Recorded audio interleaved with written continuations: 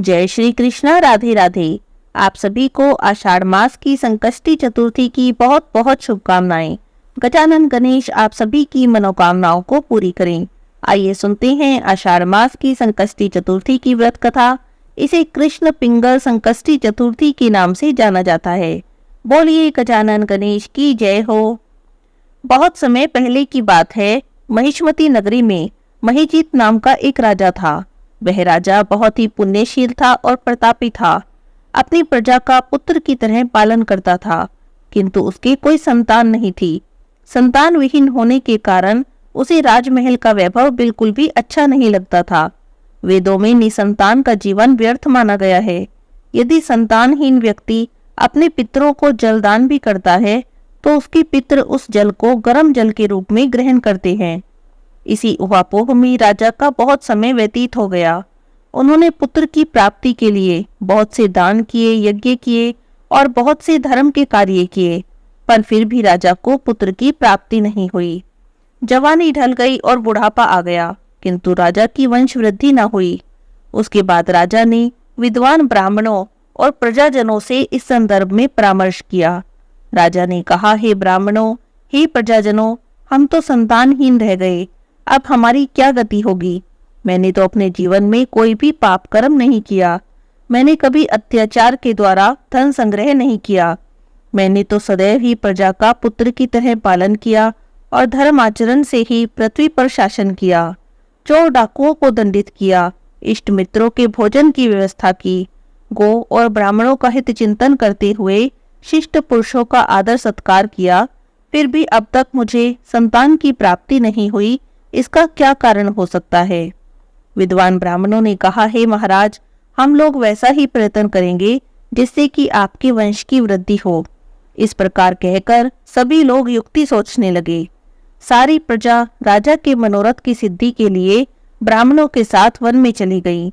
One में उन लोगों को एक श्रेष्ठ मुनि के दर्शन हुए। वे मुनिराज निराहार रहकर तपस्या कर रहे थे। वे ब्रह्मा जी के समान दिखाई पड़ते थे। आत्मजीत, क्रोधजित और सनातन पुरुष थे। संपूर्ण वेद विशारद और अनेक ब्रह्म ज्ञान संपन्न वे महात्मा थे। उनका नाम था लोमश ऋषि। प्रत्येक कल्पांत में उनके एक एक रोम पतित होते थे, इसीलिए उनका नाम लोमश ऋषि पड़ गया। ऐसे त्रिकालदर्शी महर्षि लोमश जी के उन लोगों ने दर्शन किए। वे सभी लोग उन तेजस्वी मुनि के पास गए। उन्हें प्रणाम आदि करके सभी उनके सामने खड़े हो गए। मुनि के दर्शन से सभी लोग प्रसन्न होकर परस्पर आपस में चर्चा करने लगे कि हम लोगों के सौभाग्य से ही ऐसे दिव्य मुनि के दर्शन हमें हुए हैं। इनके उपदेश से हम सभी का मंगल होगा। ऐसा निश्चय करके उन लोगों ने मुनिराज को प्रणाम किया और बड़े विनीत भाव से कहा, हे ब्रह्म ऋषि, हम लोगों के दुख का कारण सुनिए। अपने संदेह के निवारण के लिए हम आपके पास आए हैं। हे भगवान, आप हमें कोई उपाय बताइए। महर्षि लोमश ने पूछा, सज्जनों, आप लोग यहाँ किस अभिप्राय से आए हैं? मुझसे आपका क्या प्रयोजन है? स्पष्ट रूप से कहिए, मैं आपके सभी संदेह का निवारण करूंगा। तब सभी प्रजाजन कहने लगे, हे मुनिवर, हम महिष्मती नगरी के निवासी हैं। हमारे राजा का नाम महिजीत है। वे राजा ब्राह्मणों के रक्षक हैं, धर्मात्मा हैं, दानवीर हैं, शूरवीर और मधुरभाषी हैं। उन लोगों ने हम लोगों का पालन पोषण अपनी संतान की तरह किया है, परंतु ऐसे राजा को अभी तक भी पुत्र की प्राप्ति नहीं हुई। हे भगवान, माता पिता तो केवल जन्मदाता होते हैं, किंतु राजा ही वास्तव में पोषक और संवर्धक होता है। उसी राजा के निमित्त हम लोग इस गहरे वन में आए हैं। हे महर्षि, आप कोई ऐसी युक्ति बताइए जिससे राजा को संतान की प्राप्ति हो, क्योंकि ऐसे गुणवान राजा को कोई पुत्र न हो बड़े दुर्भाग्य की बात है। हम लोग परस्पर विचार विमर्श करके इस वन में आए हैं और हमारे सौभाग्य से ही आपका दर्शन हुआ है। हे मुनिवर, किस व्रत के करने से, किस दान के या पूजन के करने से, किस अनुष्ठान के करने से राजा को पुत्र की प्राप्ति होगी? कृपा करके आप हम सभी को बताइए। प्रजाजनों की बातें सुनकर महर्षि लोमश ने कहा, हे भक्तजनों, आप लोग ध्यान से सुनो। मैं एक संकट नाशन व्रत को बता रहा हूँ। यह व्रत निसंतान को संतान देने वाला है, निर्धन को धन देने वाला है। आषाढ़ के महीने में कृष्ण चतुर्थी को गजानन गणेश की पूजा करें, राजा व्रत करें और श्रद्धायुक्त होकर ब्राह्मणों को भोजन कराएं, उन्हें वस्त्र का दान करें। गणेश जी की कृपा से उन्हें अवश्य ही संतान की प्राप्ति होगी। लोमश की बातें सुनकर सभी लोग उठ खड़े हुए, हाथ जोड़कर प्रणाम करने लगे। दंडवत प्रणाम करके सभी लोग अपने नगर में लौट आए। वन में घटी सभी घटनाओं को प्रजाजनों ने राजा से निवेदन किया। प्रजाजनों की बातें सुनकर राजा बहुत ही प्रसन्न हुए। आषाढ़ का महीना आने पर उन्होंने श्रद्धा पूर्वक विधिवत गणेश चतुर्थी का व्रत किया, ब्राह्मणों को भोजन कराया, वस्त्र आदि का दान दिया। भगवान गणेश जी की कृपा से राजा को एक बहुत सुंदर और सुलक्षण पुत्र की प्राप्ति हुई। इस व्रत का ऐसा ही प्रभाव है, जो कोई भी व्यक्ति इस व्रत को श्रद्धा पूर्वक करता है, उसकी सभी मनोकामनाएं पूरी हो जाती हैं और वे सभी सांसारिक सुखों के अधिकारी होते हैं। बोलिए गजानन गणेश की जय हो। बोलिए चौथ माता की जय हो। किसी गांव में एक बुढ़िया माई रहती थी। बुढ़िया माई का एक बेटा था। बुढ़िया माई बहुत गरीब थी। उनका बेटा जंगल से लकड़ी काट कर लाता और उसी को बेचकर दोनों माँ बेटा अपना गुजारा करते। बुढ़िया माई बड़ी ही धार्मिक प्रवृत्ति की थी। वह नियम से सभी देवी देवताओं का पूजन करती और चौथ माता का व्रत किया करती थी। बुढ़िया माई का बेटा जो लकड़ी काट कर लाता, उसमें से वो 2 लकड़ी अलग रख देती। चौथ का दिन आता तो उन्हें बेचती और उसी से पूजा का सब सामान भी लाती और भोग का सामान भी ले आती। आटा घी शक्कर लाकर 4 लड्डू बनाती।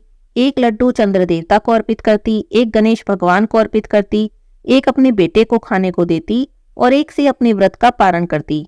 इस तरह से बुढ़िया माई हर चौथ का व्रत करती थी। एक दिन की बात है, बेटा पड़ोसन के यहाँ कुछ लेने चला गया तो देखा कि पड़ोसन चूरमा बना रही थी। तो पड़ोसन से कहने लगा, आज कोई त्योहार है क्या जो आप चूरमा बना रही हो? तो पड़ोसन ने कहा, बेटा हाँ त्योहार है, पर मैं तो आज ही चूरमा बना रही हूँ। तुम्हारी माँ तो हर महीने बनाती है। क्यों, क्या तुम्हें खाने को नहीं देती? तब उसने कहा कि देती है। लेकिन पड़ोसन ने फिर भी उसके बेटे के कान भर दिए। बोली, बेटा तुम इतनी मेहनत करके लकड़ियां काट कर लाते हो, पर तुम्हारी माँ को देखो, उसमें से लकड़ियां छुपा कर रख लेती है और फिर बेचकर पूजा का सब सामान लेकर आती है, खूब मजे करती है। अब बेटे को तो पड़ोसन की सीख लग गई। जाकर अपनी माँ से कहने लगा कि माँ, मैं इतनी मेहनत से लकड़ियां काट कर लाता हूँ और तुम उसमें से लकड़ियां छुपा कर रख लेती हो। अब बहुत हो गया, या तो तुम मुझे छोड़ दो या फिर चौथ माता का व्रत करना छोड़ दो। तब बुढ़िया माई कहने लगी, बेटा मैं तो ये व्रत सब तुम्हारे लिए ही करती हूँ, तुम्हें छोड़ सकती हूँ लेकिन चौथ माता का व्रत नहीं छोड़ूंगी। तो बेटा ने कहा, ठीक है माँ, फिर मैं घर छोड़कर जा रहा हूँ। अब बेटा घर छोड़कर जाने लगा तो बुढ़िया माई बोली कि बेटा तू जा तो रहा है, लेकिन ले मेरे हाथ के ये चावल ले जा। जब भी तुझे कोई संकट पड़े तो चौथ माता का नाम लेकर अपने चारों तरफ ये चावल डालकर बैठ जाना, चौथ माता तेरी रक्षा करेगी। अब उसके बेटे को इन सब बातों पर विश्वास तो नहीं था, लेकिन फिर भी उसने अपनी माँ के हाथ से चावल ले लिए और घर से निकल गया। अभी थोड़ी दूर गया था कि एक बड़ी भारी नदी मिली। पार जाने का कोई रास्ता नहीं। उसने सोचा कि अगर मैं इसमें से नदी पार करने लगा तो मैं तो डूब जाऊंगा। तो उसे माँ की बात याद आ गई कि जब भी संकट पड़े तो तू चावल बिखेर कर चौथ माता का नाम लेकर बैठ जाना। उसने तो चावल बिखेरे और चौथ माता का नाम लेकर बैठ गया और कहने लगा कि हे चौथ माता, अगर आप सच्ची हो तो मुझे रास्ता मिल जाए। अब उसकी माँ उसी के लिए तो चौथ माता का व्रत करती थी, तो चौथ माता की दया हुई और उसे पार आने का रास्ता मिल गया। आगे चला तो एक घने जंगल में पहुंच गया। बहुत ढूंढता रहा पर बाहर जाने का रास्ता नहीं मिला। अब उसे डर लगने लगा कि मैं अगर यहीं फंसा रहा तो जंगली जानवर मुझे खा जाएंगे। तो उसने कुछ चावल के दाने बिखेरे और चौथ माता का नाम लेकर बैठ गया। हे चौथ माता, अगर आप सच्ची हो तो मुझे इस जंगल से बाहर निकालो। अब इस तरह से जब उसने चौथ माता से प्रार्थना की तो उसे बाहर जाने का रास्ता मिल गया। चलते चलते एक नगर में पहुंच गया। अब इतना चल लिया था तो थक भी गया था और उसे भूख भी लगी थी। तो उसने सोचा कहीं पर रुककर कुछ खा पी लेता हूँ, थोड़ा आराम कर लेता हूँ। तो एक घर के अंदर गया। देखा तो बड़ा अजब नजारा था। एक बुढ़िया माई रोती जा रही है और पूड़े बनाती जा रही है। उसने जाकर बुढ़िया माई से पूछा कि काकी क्या बात है, तुम रो भी रही हो और पूड़े भी बना रही हो? तो बुढ़िया माई बोली, बेटा ये पूड़े मैं अपने बेटे के लिए बना रही हूँ। मेरे बेटे को पूड़े बहुत पसंद है और रो इसलिए रही हूँ कि वो आज आखिरी बार मेरे हाथों के पूड़े खाएगा। तो उसने पूछा क्यों, ऐसा क्यों? तो वो कहने लगी कि हमारे यहाँ का नियम है, जब भी आवा लगता है तो एक आदमी की बलि दी जाती है। आज मेरे बेटे का नंबर है, अभी थोड़ी देर में राजा के सिपाही आएंगे और उसे ले जाएंगे। तो वो कहने लगा, माई देख, मुझे बहुत जोर से भूख लगी है, तो एक काम कर, ये पूड़े मुझे खिला दे और तेरे बेटे की जगह राजा के सिपाहियों के साथ मैं चला जाऊंगा। अब बुढ़िया माई तो उसका मुंह देखने लगी कि ये क्या कह रहा है, आवे में बैठने को कह रही हूँ और ये कह रहा है कि मैं चला जाऊंगा। तो वो कहने लगी कि बेटा तू पूड़े तो खा ले, कोई बात नहीं, पर कम से कम बात तो ढंग की कर, मैं आवे में बैठने को कह रही हूँ, इनाम लेने को नहीं बुला रहे राजा जी। तो कहने लगा, हाँ हाँ मुझे पता है, मैं आवे में बैठने के लिए भी चला जाऊंगा, तो बस मुझे पूड़े खिला दे, मुझे बहुत जोर से भूख लगी है। अब बुढ़िया माई ने उसे पेट भरकर पूड़े खिला दिए। उसे तो पूड़े खाकर नींद आने लगी। बोला कि मैं थोड़ी देर के लिए सो जाता हूँ, जब राजा के सिपाही आए तो मुझे जगा देना। आधी रात को राजा जी के सिपाही आए। अब बुढ़िया माई सोचने लगी, पराया पूत है, बड़ा भोला लड़का है, इसे जगाऊं या ना जगाऊं, ये तो आत्महत्या करने पर तुला हुआ है। अभी वो सोच ही रही थी कि इतने में खड़का सुनकर उसकी नींद खुल गई। तो उसने पूछा कि राजा के सिपाही आ गए क्या? तो कहने लगी कि हाँ आ गए। तो कहने लगा, ठीक है फिर मैं चलता हूँ। जाते जाते बुढ़िया से बोला कि ले मेरी लाठी और ये कठड़ी रख ले, जब मैं वापस आऊंगा तो इसे ले लूंगा। अब उसका मुंह देखे बुढ़िया माई तो अंदर ही अंदर रोए जाए, ये तो बड़ा ही भोला लड़का है, इसे तो यूं भी नहीं पता कि आवे में से कोई जिंदा नहीं आता। फिर भी उसने ले ली। तो वो उसमें से गठड़ी में से अपनी माँ के हाथ के चावल लेके राजा के सिपाहियों के साथ चला गया। जाकर उसे आवे में बिठा दिया, आवा बंद कर दिया। वो तो चावल बिखेर कर चौथ माता का नाम लेके बैठ गया। ए चौथ माता, अगर मेरी माँ ने आपके सच्चे व्रत रखे हों, आप सच्ची हो तो मेरी रक्षा करना। आवा बंद किए 2-3 दिन हो गए। 2-3 दिन बाद वहां पर कुछ लड़के खेल रहे थे। खेलते खेलते उन्होंने आवे पे कंकड़ मारने शुरू कर दिए। तो उसने अंदर से पूछा, कौन है? आवाज सुनकर वे तो डर गए कि इसमें तो कोई भूत प्रेत है। जाकर उन्होंने अपने अपने घरों में बताया कि आवे में तो कोई भूत आ गया, वहां से आवाज आ रही है। सब लोग इकट्ठे हो गए। तो उसने कहा कि जाकर राजा से कह दो कि आवा पक गया। अब उन्होंने सोचा सच में आवे में तो कोई भूत आ गया। जाकर राजा को खबर की। राजा ने सिपाही भेजे कि जाकर पता लगा के आओ। सिपाही आकर देखने लगे तो उसने कहा कि जाकर राजा से कह दो कि आवा पक गया है और इसे धीरे धीरे खोल लें। तो राजा के सिपाहियों ने राजा से जाकर कहा। राजा को तो यकीन नहीं हुआ, 6 महीने में आवा पकता था, 3 दिन में कैसे पक गया? फिर भी उसने कहा कि चलो खोल लो। डरते डरते वे आवा खोलने लगे। तो उसने कहा, अंदर से धीरे धीरे उतारो। अब वे डरते डरते धीरे धीरे एक एक बर्तन उतारते जाएं। जब सारे बर्तन उतार चुके तो वो तो जिंदा बिल्कुल सही सलामत स्वस्थ निकल के आ गया आवे में से। तो राजा और सारे सिपाही सभी लोग उसे देखकर डर गए कि भाई तू कौन है, आवे में से आज तक कौन जिंदा आया? तो बोला कि मेरी माँ चौथ माता के व्रत करती है, उन्हीं के प्रताप से मैं जिंदा बच गया। राजा कहने लगा, मैं तो नहीं मानू, मैं तेरी परीक्षा लूंगा। अगर तू मेरी परीक्षा में खरा उतर गया तो मैं तेरी बात मान जाऊंगा कि तू सच कह रहा है, नहीं तो तुझे दंड दिया जाएगा। अब राजा ने उसे हाथ में हथकड़ी लगाकर एक घोड़े पर बिठा दिया और राजा दूसरी पार एक घोड़े पर खुद बैठ गया और बोला कि अगर तेरी चौथ माता सच्ची है तो तेरे हाथों की हथकड़ी खुलकर मेरे हाथों में लग जाएगी। अब उसने तो हाथ जोड़ लिए, चौथ माता से प्रार्थना करने लगा, हे चौथ माता, अगर आप सच्ची हो तो मेरी रक्षा करो। अब चौथ माता की उस पर कृपा हुई, क्योंकि उसकी माँ तो उसी के नाम की चौथ माता के व्रत करती थी, उसे कुछ कैसे होने दे देती। तो उनकी कृपा हुई तो उसके हाथों की हथकड़ी खुली और राजा के हाथों में लग गई। अब राजा को तो उसकी बात पर यकीन हो गया। राजा उसे पूरे आदर के साथ अपने महल में ले गया। राजा की एक बेटी थी, उसने बड़े धूमधाम से अपनी बेटी का विवाह उस लड़के के साथ कर दिया। अब बुढ़िया माई का बेटा राजा के महलों में रहने लगा। एक दिन की बात है, अपनी पत्नी के साथ महल की छत पर घूम रहा था। एक तरफ बिजली चमकती देखकर कहने लगा कि आज तो हमारे गांव में बिजली चमक रही है। तो राजकुमारी ने पूछा कि क्या आपका गांव भी है? वो बोला हाँ है। तो वो पूछने लगी कि आपके गांव में कौन कौन रहता है? तो बोला मेरी माँ रहती है, मैं अपनी माँ से नाराज हो गया और इसीलिए घर छोड़कर निकल गया। तो राजकुमारी कहने लगी कि मुझे तो अपने घर जाना है, मुझे तो अपने सासू जी का आशीर्वाद लेना है। उसने अपने माता पिता से कही तो माता पिता उसके मना करने लगे कि भाई तू राजकुमारी है, एक गरीब से घर में कैसे रहेगी, एक टूटी सी झोपड़ी में तू कैसे रहेगी? तो बोली ना, मैं तो जाऊंगी।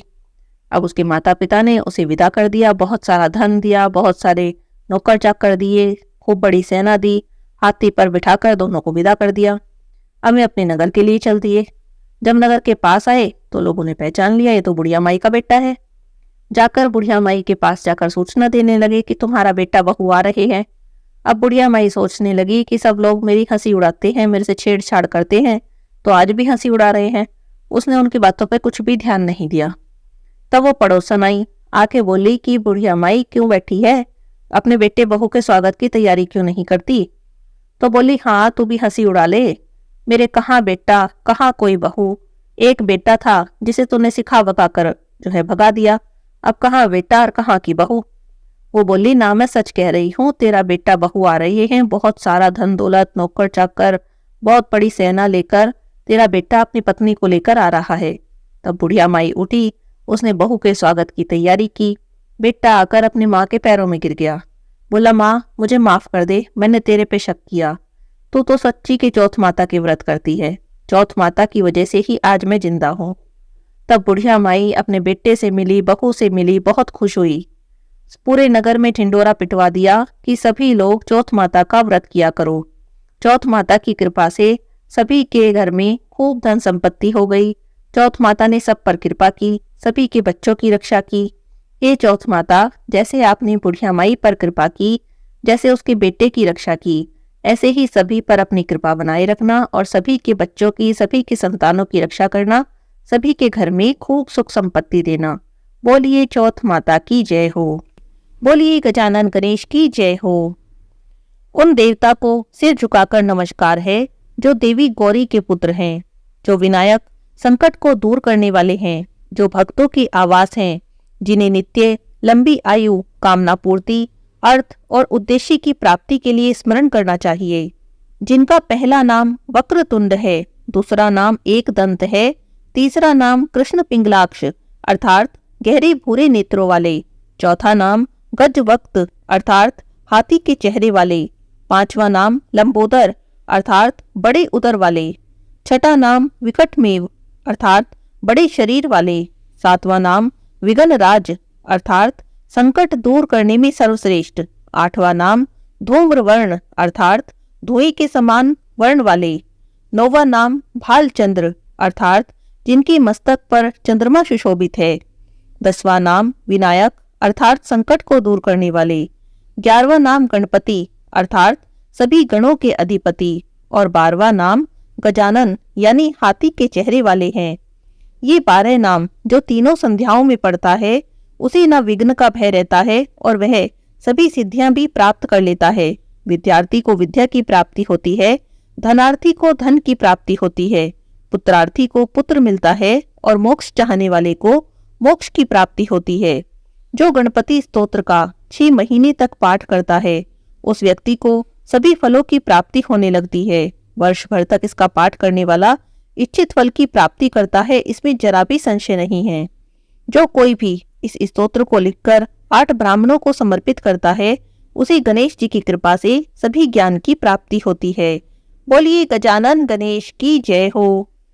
हे परमार्थ स्वरूप, आपको नमस्कार है, आपको नमस्कार है। आप सबके कारण हैं, आपको नमस्कार है, आपको नमस्कार है। आप ही सबके कर्ता हैं, आपको नमस्कार है। आप सभी इंद्रियों में निवास करते हैं, आपको नमस्कार है। आप समस्त प्राणी में हैं, आपको नमस्कार है, आपको नमस्कार है। हे सुरेश, आप भूत सृष्टि के कर्ता हैं और संहारक हैं, आपको नमस्कार है। हे अखिलेश, आप विश्व के पालक हैं, कारणों के भी कारण हैं, आपको नमस्कार है, आपको नमस्कार है। आप वेदज्ञों के लिए भी अदृश्य हैं, आपको नमस्कार है, आपको नमस्कार है। आप सभी को वर देने वाले हैं, आपको नमस्कार है, आपको नमस्कार है। आप वाणी के विचार से परे हैं, वाणी से आपके स्वरूप का कथन नहीं किया जा सकता, आपको नमस्कार है, आपको नमस्कार है। आप विघ्नों का निवारण करते हैं, आपको नमस्कार है, आपको नमस्कार है। आप अभक्त के मनोरथ को नष्ट करने वाले हैं, आपको नमस्कार है, आपको नमस्कार है। आप अपने भक्तों के मनोरथों को जानने वाले हैं, आपको नमस्कार है, आपको नमस्कार है। आप भक्तों के मनोरथों के स्वामी हैं, उनके मनोरथों को सिद्ध करने वाले हैं, आपको नमस्कार है, आपको नमस्कार है। आप विश्व की सृष्टि करने में कुशल हैं, आपको नमस्कार है, आपको नमस्कार है। आप दैत्यों के विनाश के कारण हैं, आपको नमस्कार है, आपको नमस्कार है। आप संकटों का नाश करने वाले हैं, आपको नमस्कार है, आपको नमस्कार है। आप करुणा करने वालों में सर्वश्रेष्ठ हैं, इसीलिए आपको नमस्कार है, आपको नमस्कार है। आपका स्वरूप ज्ञान में है, आपको नमस्कार है, आपको नमस्कार है। आप अज्ञान का नाश करने वाले हैं, आपको नमस्कार है, आपको नमस्कार है। आप भक्तों को ऐश्वर्य प्रदान करते हैं, आपको नमस्कार है, आपको नमस्कार है। आप अभक्तों का ऐश्वर्य नष्ट करने वाले हैं, आपको नमस्कार है, आपको नमस्कार है। आप भक्तों को मुक्ति देने वाले हैं, आपको नमस्कार है, आपको नमस्कार है। आप अभक्तों को बंधन में डालने वाले हैं, आपको नमस्कार है, आपको नमस्कार है। आप अलग अलग मूर्ति में व्याप्त हैं, आपको नमस्कार है, आपको नमस्कार है। आप तत्व बोध कराने वाले हैं, आपको नमस्कार है, आपको नमस्कार है। आप तत्वज्ञों में सर्वश्रेष्ठ हैं, आपको नमस्कार है, आपको नमस्कार है। आप समस्त कर्मों के साक्षी हैं, आपको नमस्कार है, आपको नमस्कार है। आप गुणों के स्वामी हैं, आपको नमस्कार है, आपको नमस्कार है। गणेश जी कहते हैं कि आप लोगों के द्वारा किया गया यह स्तोत्र मुझे अत्यंत प्रीति प्रदान करने वाला है। यह स्तोत्र संकट नाशन के नाम से विख्यात होगा। पढ़ने वाले और सुनने वाले के लिए यह सभी मनोरथों को देने वाला होगा। तीनों संध्याओं में जो भी इस स्तोत्र का पाठ करेगा वह कभी भी कष्ट को प्राप्त नहीं होगा और उसकी सभी मनोकामनाएं पूरी होंगी। बोलिए गजानन गणेश की जय हो।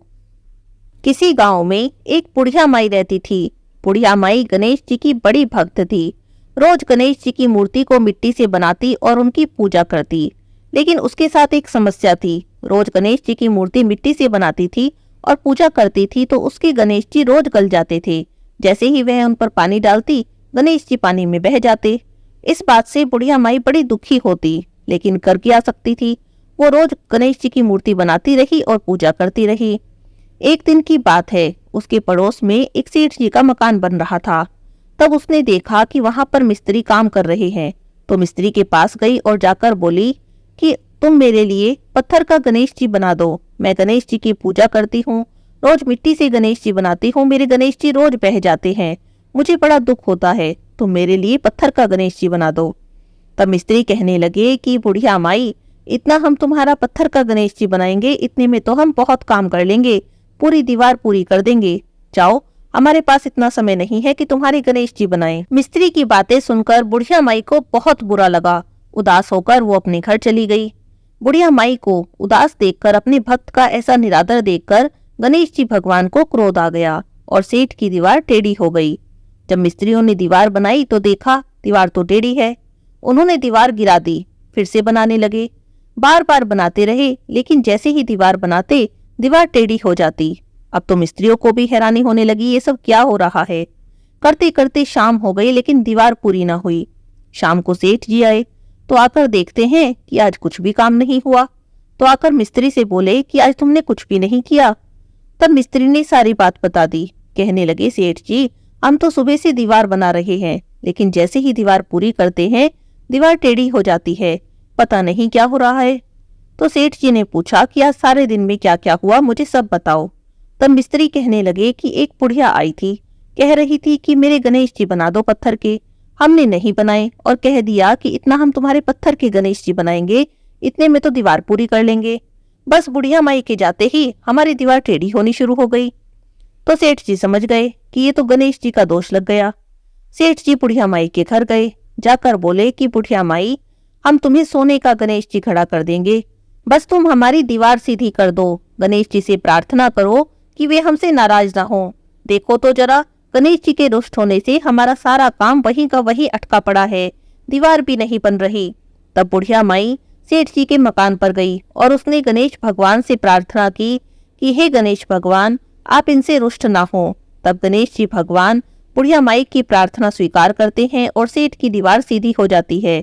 अपने कहे अनुसार सेठ जी बुढ़िया माई को सोने के गणेश जी बनवा कर देते हैं। हे गणेश जी भगवान, जैसे आपने बुढ़िया माई की प्रार्थना स्वीकार की, जैसी बुढ़िया माई की मनोकामना पूरी की, ऐसे ही सबकी करना और जैसे आप सेठ जी से रूठे, ऐसे किसी से भी मत रूठना। कहानी सुनने वाले, कहने वाले, हुंकारा भरने वाले सबकी मनोकामना पूरी करना। बोलिए गणेश जी महाराज की जय हो। तपसी लपसी की कहानी। एक तपसी था और एक लपसी था। दोनों आपस में मित्र थे। तपसी तो सदा भगवान की सेवा करता, उनकी पूजा करता और रोज तपस्या करता। लपसी को पूजा पाठ नहीं आता था। वो रोज सवा सेर की लापसी बनाता, भगवान को भोग लगाता, घंटी बजाता, जीम कर चद्दर तान कर सो जाता। एक दिन की बात है, दोनों दोस्तों में बहस छिड़ गई कि कौन भगवान का सबसे बड़ा भक्त है। तो तपसी ने कहा कि मैं बड़ा भक्त हूँ और लपसी कहने लगा कि नहीं, भगवान का सबसे बड़ा भक्त तो मैं ही हूँ। लपसी बोला कि तुम भक्त कैसे हुए? मैं तो सारा दिन भगवान की भक्ति करता हूँ, पूजा करता हूँ, भगवान की तपस्या करता हूँ, तो मैं बड़ा भक्त हूँ। तुम क्या करते हो? तुम तो बस भगवान को भोग लगाते हो और जीम कर चद्दर तान कर सो जाते हो। दोनों लड़ रहे थे। उसी समय नारद मुनि पृथ्वी पर घूमने के लिए आए। उन्होंने तपसी और लपसी को आपस में लड़ते झगड़ते देखा तो उनके लड़ने का कारण पूछने लगे। तब दोनों ने नारद मुनि को प्रणाम किया और अपनी अपनी समस्या बताई। तपसी कहने लगा कि नारद मुनि जी, मैं तो हमेशा भगवान की भक्ति करता हूँ, तपस्या करता हूँ, लेकिन लपसी कह रहा है कि भगवान का सबसे बड़ा भक्त वो ही है। तब लपसी बोला, नारद मुनि जी, मैं भगवान की पूजा पाठ की विधि नहीं जानता, मंत्र जाप की विधि भी नहीं जानता। बस मुझे तो इतना पता है कि सच्चे मन से सबकी सेवा करो, उसी से भगवान प्रसन्न हो जाते हैं। तो मैं तो भगवान को रोज सवा सेर की लापसी बनाता हूँ, भोग लगाता हूँ और जीम कर सो जाता हूँ। मुझसे जितना हो सकता है सबकी सेवा करता हूँ और मदद करता हूँ, और मुझे लगता है कि प्राणी मात्र की सेवा करना ही भगवान की सच्ची भक्ति है। इसीलिए मैं अपने आप को भगवान का सच्चा और सबसे बड़ा भक्त मानता हूँ। तपसी और लपसी की बातें सुनकर नारद मुनि कुछ देर के लिए सोच में पड़ गए। फिर कुछ देर बाद कहने लगे कि तुम दोनों आपस में मत लड़ो। तुम दोनों में से कौन भगवान का सबसे बड़ा भक्त है, यह बात मैं सिद्ध कर दूंगा, लेकिन इस बात का फैसला मैं कल करूंगा। दोनों को नारद मुनि की बातों पर विश्वास था, इसीलिए दोनों प्रसन्न मन से अपने अपने घर चले गए। अगले दिन जब तपसी सुबह सुबह नदी पर स्नान करने के लिए जाने लगा तो नारद मुनि ने उसके रास्ते में 1.25 करोड़ की एक अंगूठी रख दी। तपसी ने वह अंगूठी देखी तो उसने सोचा, ये तो बड़ी कीमती अंगूठी है, लगता है किसी की गिर गई है। उसने अंगूठी उठाकर देखा तो देखा वो तो बहुत महंगी थी, करोड़ों की अंगूठी थी। बस तपसी के मन में लालच आ गया। उसने सोचा कि इस अंगूठी को बेचकर मुझे बहुत सारे पैसे मिलेंगे, उससे मैं बहुत बड़े बड़े यज्ञ करूंगा, मंदिर बनवाऊंगा और भगवान की खूब भक्ति करूंगा और अपने आप को भगवान का सबसे बड़ा भक्त सिद्ध कर दूंगा।